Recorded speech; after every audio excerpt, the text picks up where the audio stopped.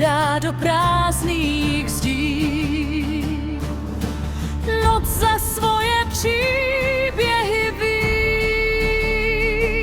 Ve tmě slyším kroky cizích tváří. Pod víčky peklo tiše září. Pod postelí něco dýchá. V zrcadle cizí tvár se skrývá. Stíny šeptají moje jméno. Nejhorší bývá usnout jenom.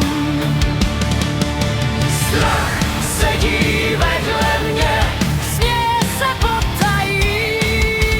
Noční můry bez konce duši mi trhají. Křik bez hlasu, srdce v běhu. Tonoucí svět v černým sněhu. Utíkám chodbou bez dveří. Noc už nikomu nevěří. Měsíc řeže jako nůž, v očích démon, v zádech mráz. Každej nádech pálí víc, kolik sil mi zbývá vzít. Strach sedí vedle mě, šeptá, že mě zná. Noční můra v hlavě mé, co nikdy neusíná. Ale někde pod popelem žijeme. Něco silnýho ve mně je.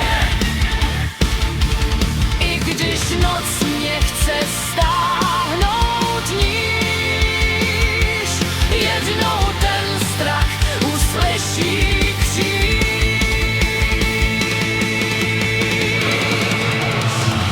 Až přijde ráno bez stínů, spálím všechny noční viny. Z popela vstanu zas a strach ztratí svůj